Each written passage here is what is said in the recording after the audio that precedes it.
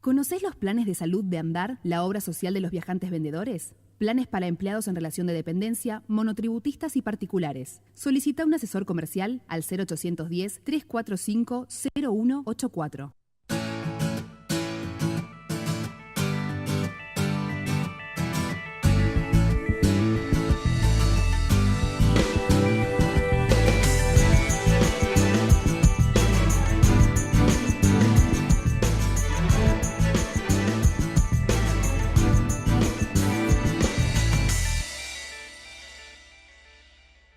¿Cómo les va? Bienvenidos. Aquí estamos en Trabajo Argentino. Como siempre, vamos a hablar de los trabajadores y las trabajadoras en nuestro país y hoy vamos a hacer foco en la industria y cómo está en este momento en la República Argentina. Un último dato que se conoció del INDEC ayer nomás tuvo que ver con la desocupación en nuestro país y ya trepó al 9,6%. Es un dato que dio a conocer el INDEC, como decíamos, y que acerca el nivel de desempleo en la Argentina a los 2 dígitos y por supuesto es algo simbólico, ¿no? En julio también la industria cayó casi un 6% interanual, también datos del INDEC. Uno más sobre el salario y la jubilación mínima que se redujeron a la mitad y esto implica una caída directa para el consumo. Por ejemplo, desde el estudio jurídico Jubilarnos aseguran que la jubilación mínima, una persona cubre sus gastos solamente hasta el día 15 del mes y le alcanza solo para comer en caso de que no pague alquiler. De ese dato estamos hablando. La Organización para la Cooperación y el Desarrollo Económico, la OCDE, también acaba de hacer un pronóstico sobre nuestro país y dijo que la caída es casi del 2% para la economía argentina. Y los cierres de empresas, en 2 años y medio estamos hablando de 7.500 entidades que tuvieron que cerrar sus puertas. Este es el panorama con el que recibimos a Leo Wilansky, presidente de Empresarios Nacionales para el Desarrollo Argentino, que nuclea empresas pymes. Leo, gracias por venir. No, gracias a ustedes por invitarnos. Bueno, un placer recibirte. ¿Cómo están viendo esto que describíamos en datos concretos? ¿Cómo lo ven ustedes desde la realidad que viven todos los días? Bueno, nosotros estamos preocupados porque entendemos que este gobierno le ha soltado la mano a la producción, a la economía real y la economía financiera le ha soltado la mano al gobierno.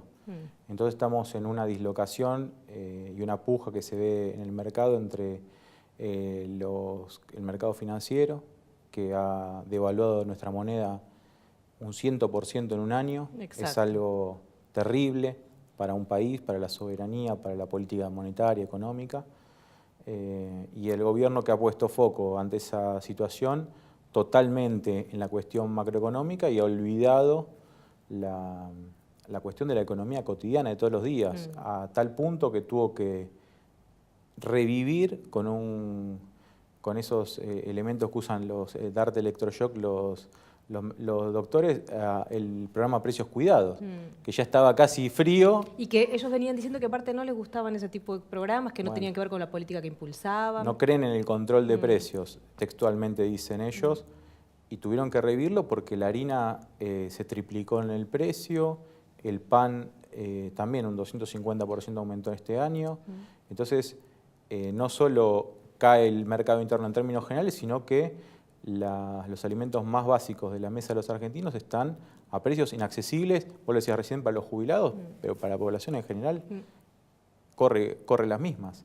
Entonces, han puesto tanto foco en la cuestión financiera que se han olvidado de que tenían que tener un Estado presente para estas cuestiones en la producción real, en la administración del comercio exterior que nosotros se lo veníamos indicando, y que hace que hoy cierren empresas generalizadas. Yo tengo un dato más que 7.500, yo te diría 10.700 empresas nacionales pymes menos respecto del 2015 y 89.000 puestos de trabajo industriales menos, de los cuales 13.000 son textiles. Ayer se hizo la exposición protextil del sector, 13.000 empleos perdieron este año. El sector textil solamente 13.000 empleos. Y nosotros celebramos el Día de la Industria con la Unión Obrera Metalúrgica, que ellos perdieron 23.000.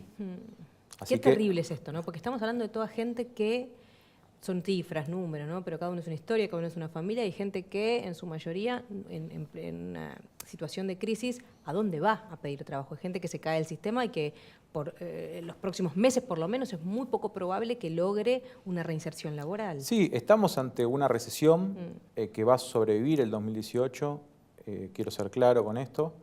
Si no hay medidas, como nosotros en su momento planteamos, para que reaccione el mercado interno rápidamente, si no hay medidas que tenga que tomar, que el único que las puede tomar hoy es el Estado, no hay salvaciones ya menores, tienen que ser estructurales las medidas y tienen que venir del presidente, no pueden venir de otro lugar, del Fondo Monetario, de Wall Street o de las empresas, tienen que salir del presidente. No van a conseguir trabajo ni este año ni el que viene. Entonces, estamos preocupados por eso. Porque el dólar aumentó, algunos sectores industriales mejoran su competitividad relativa, pero también cuando los mismos industriales que te dije que ayer hicieron esta Protextil, sí, decían, sí, nos mejoró el dólar, pero tenemos la energía dolarizada, los insumos dolarizados, o sea que no es que tenemos todos los costos en pesos y exportamos en dólares. Tenemos sube el dólar, nos suben los costos. Lo único que hoy no está subiendo el costo, entre comillas, es los salarios que están en pesos. Y ahí viene el principal problema. Claro, y ahí te pregunto esto, Leo, para las personas que tienen una empresa, pyme, pero tienen una empresa, la reducción salarial, ¿les es un costo que se alivia, los aliviana en su economía o no es así y no funciona de esa manera? Solo funciona eso si vos tenés mayoritariamente tu actividad comercial orientada al mercado de exportación. Si no tenés esa característica, no te sirve. Con lo cual, ¿a quién le sirve que el salario sea barato en la Argentina? Le sirve, de las 605.000 empresas, 99% son pymes con menos de 200 trabajadores. Hay 5.000, 6.000 más que son grandes empresas, las 500 más grandes, 300 son extranjeras, están integradas en cadenas monopólicas y de valor global. A esas les conviene que la mano de obra argentina sea barata, porque los autos no se fabrican acá. Algunos se ensamblan o se ensamblan parcialmente. Entonces traen las partes, ensamblan con un salario económico y lo venden en el mercado. Se llevan tu mercado, pero te dejan un salario muy, muy bajo. A la pyme que vive el mercado interno no le es indistinto. Nosotros relegamos 325 empresas, le preguntamos esto. ¿Dónde cree que tiene que estar el dólar? ¿Y alto, bajo o estable? Y 60% respondió estable. Y el otro restante porcentaje grande se disputaban alto o bajo, depende de cada sector. Pero lo que quiere el empresario es una economía estable para producir, claro, para invertir, para emplear. Claro, sí, para poder proyectar, digamos. Si no nos interesa a nosotros necesariamente qué tipo de cambio, si tiene que ser alto o bajo. Lo que es importante también es que nuestros trabajadores, por supuesto, con el salario coman. Claro. No podemos creer que podemos hacer empresas nuestros trabajadores no llegar a fin de mes, como vos decías recién, al 15. Los trabajadores nuestros llegan al 25, al 20, piden adelantos. En algunas fábricas se bañan en las fábricas para no usar el gas en sus casas, comen en las empresas para ahorrarse la comida también en los hogares. Es una economía llevan vianda en lugar de comprar en el kiosco del lugar, ¿no? Nosotros, sí. ¿Cómo deteriora eso la calidad de vida de todos los trabajadores? Bueno, y de los empresarios, por supuesto que tienen otras capacidades, pero también todo empieza a degradarse cuando una economía, un mercado interno se empieza a achicar. Y lo más preocupante, y con esto, esa pregunta te la cierro, es que lo dice el presupuesto 2019, dice el proyecto de ley de presupuesto 2019, dice que Argentina no puede sostenerse, no puede abocarse a tener un mercado interno poderoso, tiene que integrarse a las cadenas globales. Es la misma política de los 90 y ya fracasamos en los 90. Entonces, ¿por qué lo vamos a volver a repetir 10 años después, 20 años después? Tan pronto, ¿no? Somos los mismos, estamos las mismas personas. Digo, y las mismas caras en el gobierno. Sí, también, ¿no? Esto es lo que es sorprendente, porque no es que esto ocurrió, bueno, vos me decías lo que ocurrió, no sé, en la década del 50, bueno, tal vez queden pocos de los que vivieron aquello o llevaron adelante esas políticas. Es ahora, acá nomás, lo vimos todos, hace muy poco. Es grave que lo escriban, pero bueno, por lo menos se sacaron la careta, están planteando un modelo para 25 millones de personas, modelo agroexportador, con muy poca industria, pyme, toda la industria abocada a las cadenas de valor de los monopolios, y si no, no tenés opción para desarrollarte. Y la verdad que los monopolios después terminan siendo muy perversos con las pymes, entonces tampoco vemos que haya un futuro por ahí. Nosotros no queremos ser empresarios de segunda de una gran empresa. Nosotros tenemos nuestra inversión, nuestros trabajadores, nuestros sueños, nuestros deseos, nuestros proyectos. Entonces no tenemos tampoco por qué regir nuestra actividad privada por mandatos de grandes compañías. En Argentina tenemos potencial de sobra para ser empresa. A esta situación que estamos describiendo, ¿hay algún tipo de empresa pyme a la que la devaluación lo haya beneficiado? Sí, las que exportan, por supuesto que les sirve que el dólar esté alto. No hay ninguna duda al respecto de eso. Por eso nosotros cuando hablamos de administración del comercio, por un lado es qué importamos, digamos. Por supuesto que lo que se produce acá no se debería importar. Pero después también qué exportamos y a qué tipo de cambio. Tendría que haber un tipo de cambio para cada sector y para cada cadena de valor, porque eso podría recomponer las cuestiones económicas de los textiles, de los metalúrgicos, del campo, que son distintas. Claro. Y dependen de distintos ciclos. El campo tiene un ciclo que tiene que ver con las lluvias y con el sol y con el clima, que no tiene el metalúrgico. Entonces también los tipos de cambio, eso ayudarían a administrar mejor la economía. Sin embargo, hay que dedicarse a eso. Y hoy no vemos funcionarios dedicados a trabajar en la economía real, es lo que yo te decía antes. Por eso yo te digo, le soltaron la mano a la economía real. No hay funcionarios dedicándose a esto. Claro, claro. Entonces, hay un ministro de Economía que dice dólar a 40, chau.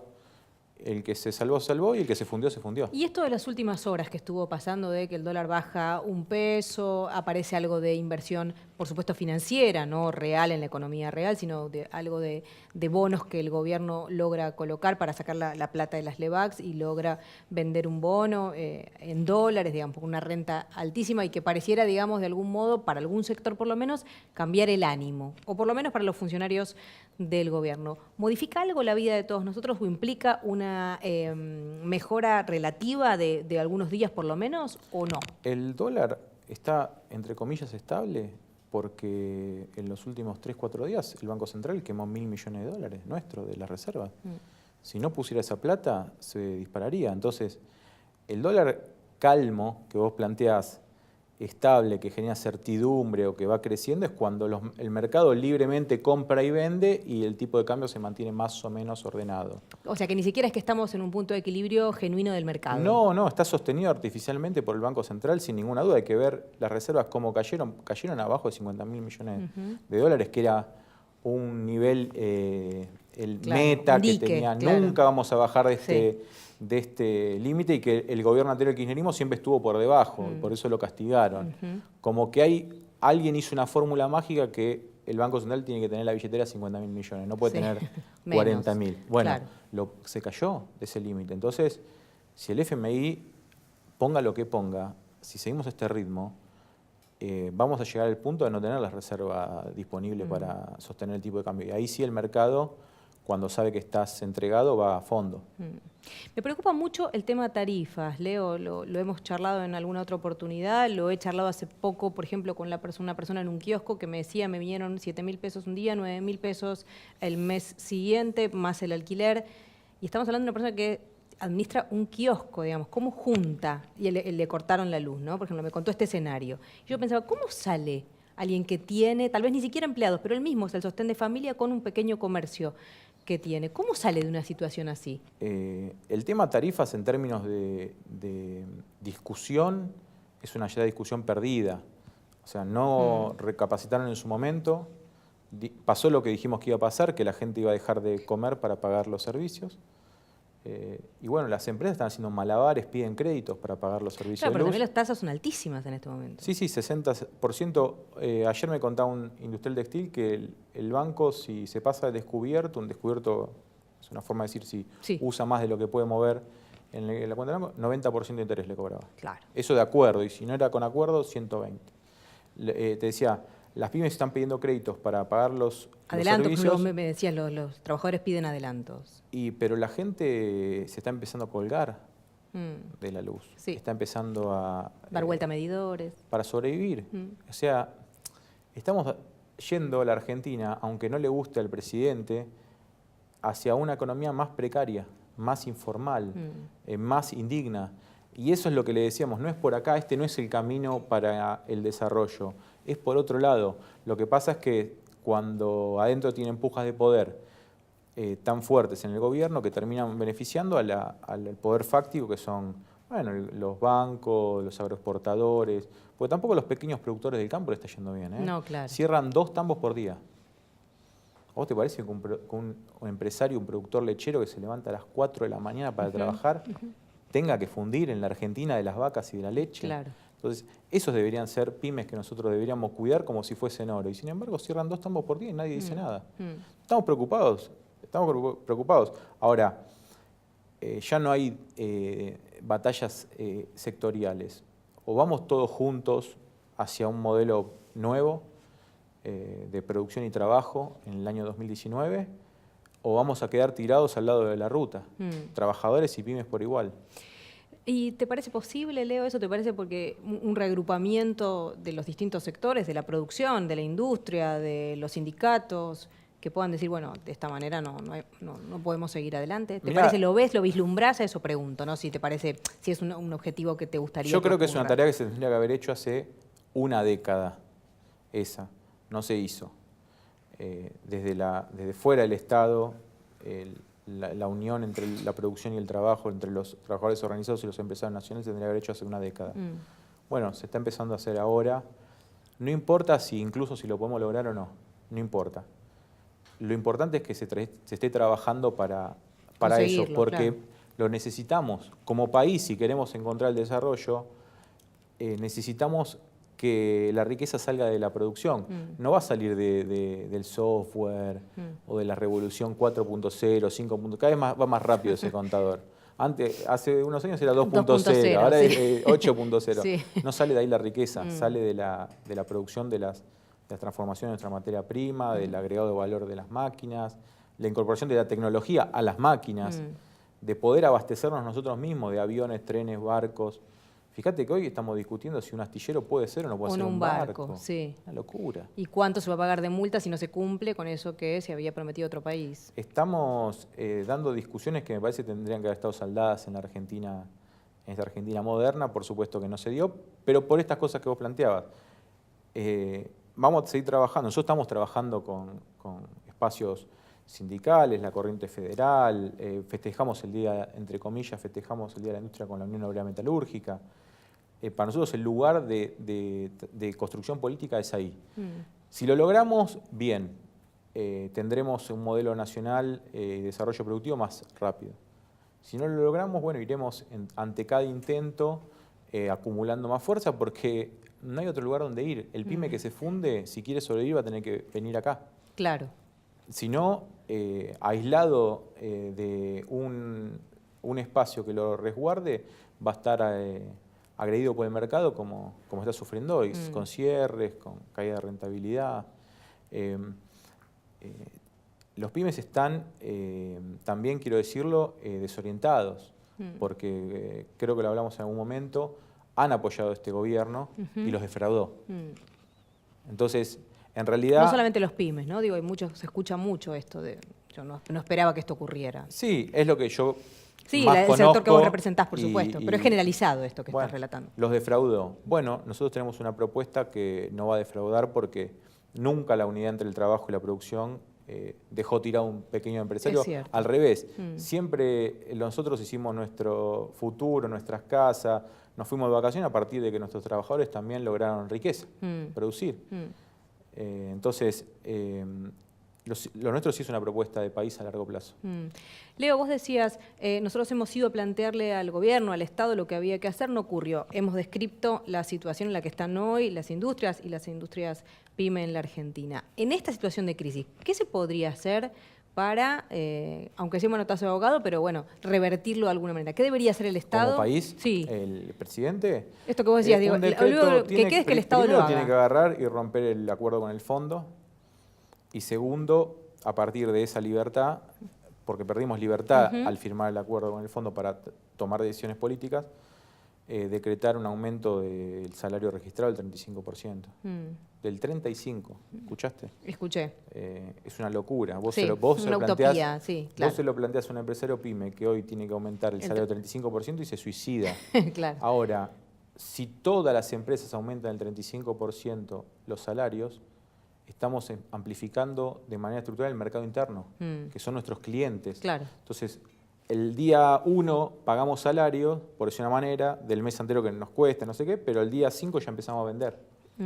O recuperamos la capacidad. Bueno, voy a tomar esto que decís, Leo, para que volvamos a conversar sobre un disparador y tiene que ver con cuál debe ser el rol del Estado y en todo caso dónde está puesto el eje de la economía, en nuestro caso en la Argentina, respecto de si hablamos de un Estado que se ocupa de las exportaciones o un Estado que se ocupa de fortalecer el mercado interno. Así que vamos a tratar de pensar un poco algunos datos respecto de esta situación y de cómo debería pararse el Estado argentino sobre una cuestión como esta. Según el Ministerio de Producción, hasta mediados del 2017 había más de 605.000 empresas activas, de las cuales el 99% eran pymes y micropymes. Estamos hablando de prácticamente todas. Un dato significativo lo aporta el estudio de Eduardo Basualdo y Pablo Mancinelli, que revela que en 2016 las 500 firmas más grandes del país explicaron más del 77% de las exportaciones. Y otro punto importante lo da el Ministerio de Hacienda, que señala que en los últimos 10 años las empresas exportadoras pasaron de 8.000 a casi 5.700. Entonces estamos hablando de una superconcentración de las empresas que exportan en la Argentina. ¿Esto favorece a las pymes de alguna manera? No, la caída de empresas exportadoras son pymes.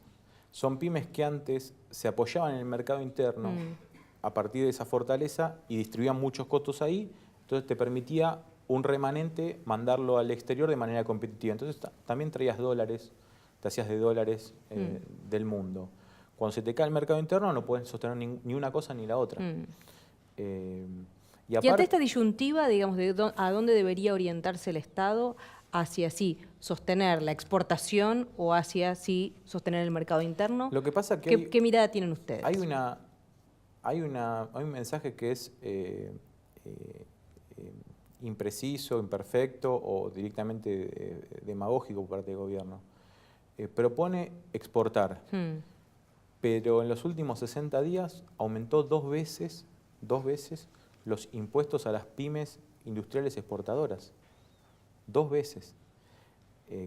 Aumentando los derechos de exportación. Entonces, es raro. El empresario dice, pará, yo quiero exportar, pero no me estás generando incentivos para hacerlo. Si yo mando mi producto y la plata te la quedás vos. Claro. Y en el presupuesto, volvemos a la ley del presupuesto, que es lo que el Estado, el gobierno, el Poder Ejecutivo propone para el año que viene, dice que pide permiso al Congreso para aumentar los derechos de exportación hasta un 33%, máximo hasta un 33% a los productos industriales y agropecuarios. O sea, te está diciendo que puede ser que te vuelvan a aumentar los impuestos si seguís exportando. Y cuando vos ves los cuadros de proyección donde plantean los ingresos el año que viene, los derechos de exportación, ellos los plantean 200% más que este año. O sea, que lo quieren ejecutar, ese permiso. Entonces, es contradictorio decir, quiero que exportes, pero te voy a aumentar los impuestos. Empezó a decir, al final te vas a hacer la caja de mi esfuerzo, prefiero seguir vendiendo al mercado interno. Y aparte, como te dije, los textiles también me decían ayer, para salir al mundo que no está en comprador y tener éxito, tenés que planificar 1 año, 2 años, invertir en el proceso de exportación. No es salir con una valijita y volver con la plata como algunos, una fantasía que se cree. Y aparte, vos me planteás un tipo de cambio, ¿va a ser estable el año que viene?